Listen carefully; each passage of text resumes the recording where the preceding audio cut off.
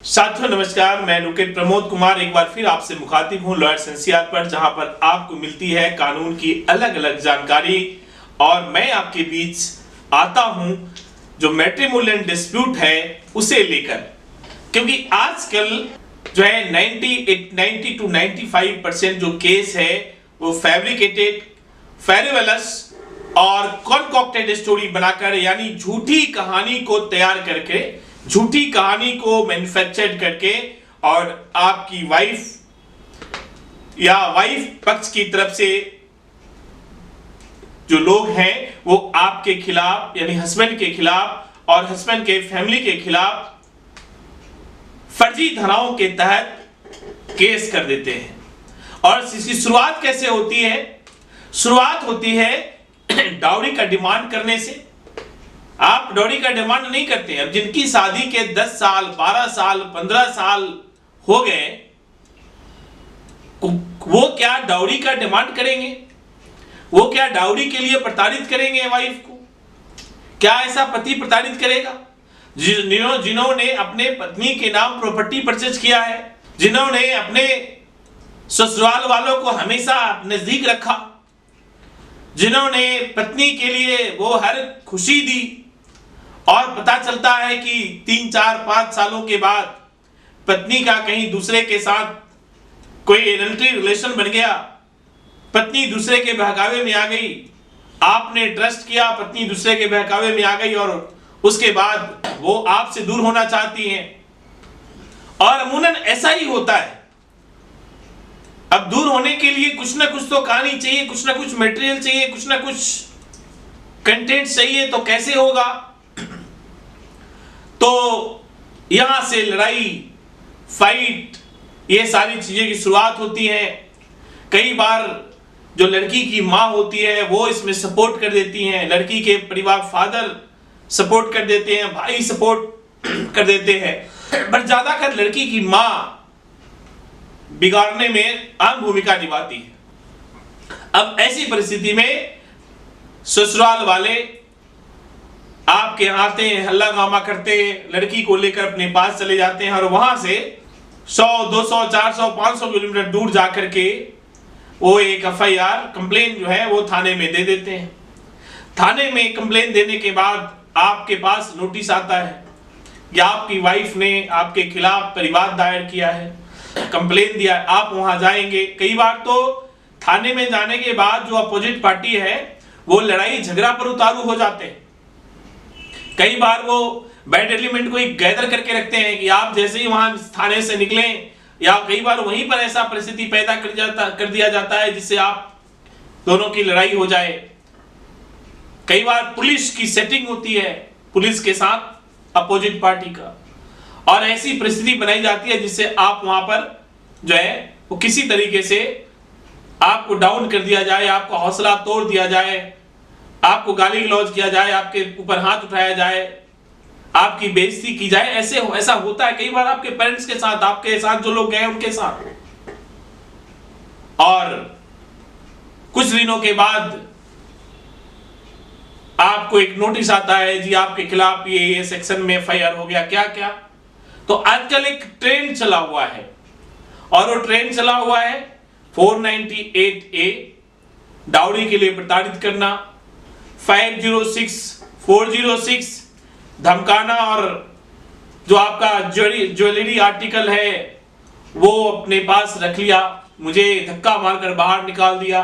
377 जिसमें 7 साल से ज्यादा सजा है, 10 साल तक की सजा है। तो 377 अननेचुरल सेक्स, अप्राकृतिक यौनाचार हिंदी में बोलते हैं, जिसमें 10 साल तक की सजा है।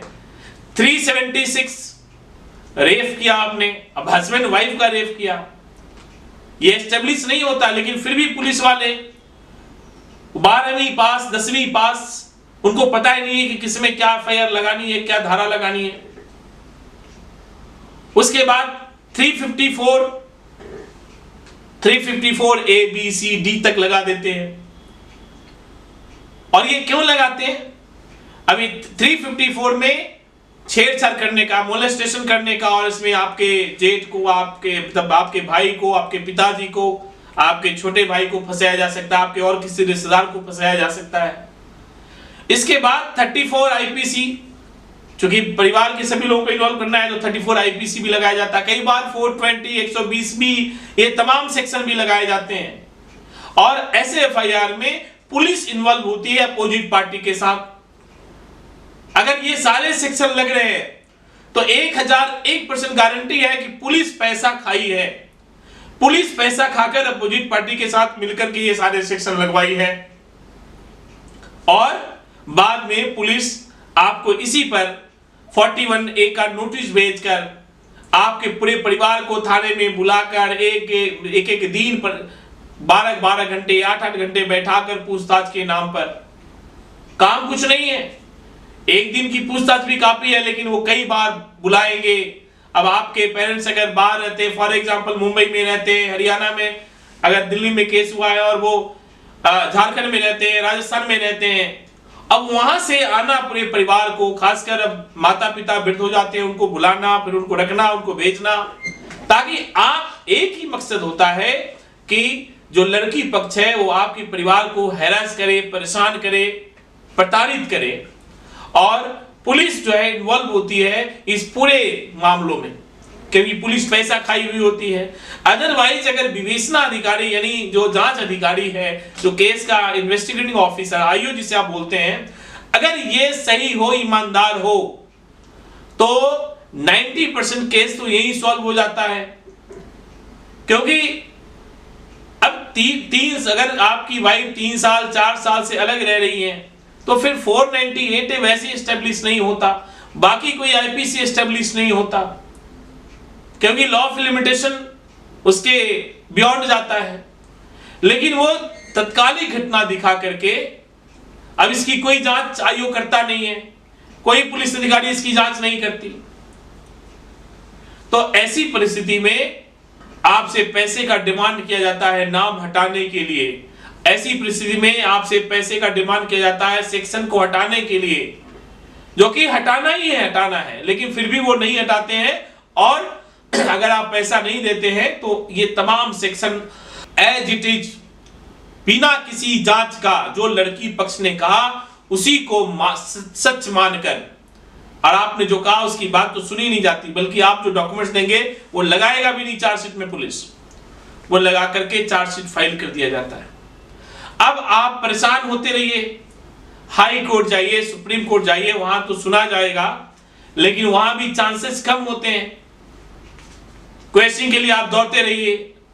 अगर आपका केस, सपोज आप नोएडा में रहते हैं तो आपको जाना पड़ेगा लखनऊ, इलाहाबाद। अगर आपका केस हरियाणा में हुआ तो आपको जाना पड़ेगा चंडीगढ़। इस तरीके से आपको फॉल्सली इम्प्लीकेट करके आपको फंसाया जाता है।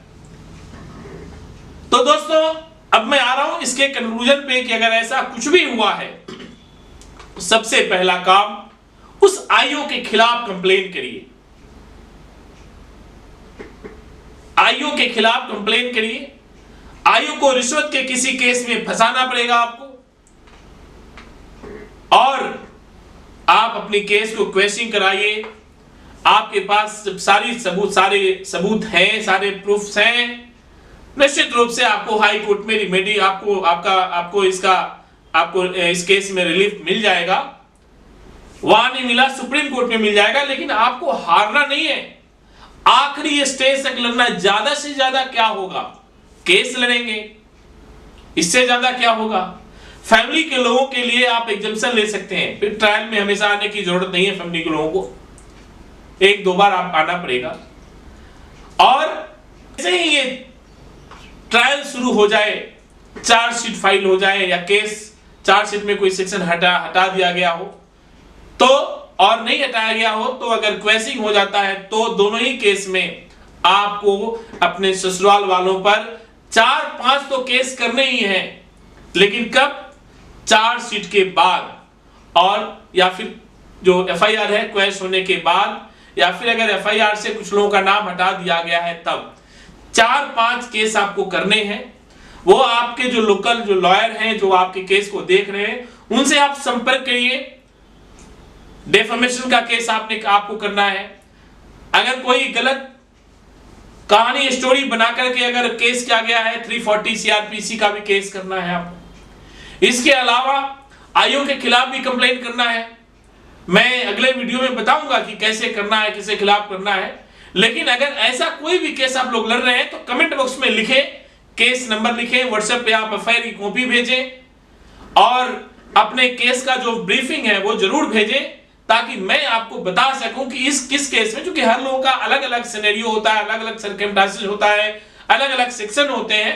लेकिन अमूमन मोर और लेस करीब करीब ये सभी के एफआईआर में ये आईपीसी की धाराएं दर्ज होती ही होती है और अमूमन सभी केसेस में आयोग लड़की का ही पक्ष लेता है, लड़की का ही पक्ष पुलिस लेती है। तो आपने क्या करना है, मेरा नंबर आपके स्क्रीन पर है। अगर आप ऐसी किसी समस्या से जूझ रहे हैं, आपको लगता है कि आपका एफआईआर गलत हुआ है, आपको लगता है कि पुलिस ने सही दिशा में इन्वेस्टिगेशन नहीं किया, आपको लगता है कि पुलिस ने रिश्वत खाई थी अपोजिट पार्टी के साथ, तो ऐसे केस में आप हमें मेल कर सकते हैं, आप व्हाट्सएप कर सकते हैं और उसके बाद मैं आपकी लड़ाई आगे लड़ूंगा। ऐसे पुलिस ऑफिसर को पनिश कराऊंगा, उसे जेल भेजूंगा और उसे सस्पेंड कराऊंगा, ये मेरी जिम्मेदारी है। लेकिन आप अपना पूरा ब्रीफ एफआईआर के साथ, कौन सा केस चल रहा है, कहां चल रहा है, किस कोर्ट में चल रहा है, ये सारी डिटेल आप हमें भेजेंगे। अगर आप दिल्ली एनसीआर में रह रहे हैं तो आपका केस मैं पर्सनली देखूंगा। अगर आप दिल्ली एनसीआर में नहीं है, बाहर हैं, तो आप ऑनलाइन भी आप कंसल्टेशन ले सकते हैं। आप हमें अपने अपने केस को जो कमेंट बॉक्स है उसमें लिखें। अगर पर्सनली आप शेयर करना चाहते हैं तो आप व्हाट्सएप पे भेजिए, आपके सभी प्रश्नों का जवाब दिया जाएगा। और मैं एक गुजारिश और करूं कि अगर आप इस चैनल पर नए हैं तो आप इस चैनल को सब्सक्राइब करते चलिए, लाइक करते चलिए, अधिक से अधिक लोगों तक शेयर करिए, उन तक हमारी बात पहुंचे, वो एजुकेट हो लीगल पॉइंट ऑफ व्यू से और उनको पता चले कि किस तरीके से हमें आगे की लड़ाई लड़नी है, किस तरीके से अपोजिट पार्टी जिसने फर्जी केस किया है उसे जेल भेजना है, किस तरीके से उसे पनिश करना है, किस तरीके से इस लड़ाई को लड़ना है, किस तरीके से इस लड़ाई को जीतना है। ये तमाम जो डिफेंस है वो मैं आपको बताऊंगा। आप बने रहिए लॉयर्स एनसीआर पर और जो भी वीडियो आता है आप देखते रहिए, सुनते रहिए, सब्सक्राइब करते चलिए। कमेंट बॉक्स में अपनी बात जरूर लिखें, आपको ये वीडियो कैसा लगा ये भी आप कमेंट बॉक्स में हमें बताएं। अगर कुछ सुधार की जरूरत है, कुछ इंप्रूवमेंट की जरूरत है, I will try as much as possible. तो आज मैं इस वीडियो को यहीं पे रोक रहा हूं, फिर मैं नेक्स्ट वीडियो में किसी नए रेमेडी के साथ, किसी नए लीगल टॉपिक पर मैं आपसे मुखातिब रहूंगा। आज के लिए मैं इतना ही। बहुत बहुत शुक्रिया सुनने के लिए, बहुत बहुत धन्यवाद आपको सुनने के लिए, बहुत बहुत शुक्रिया।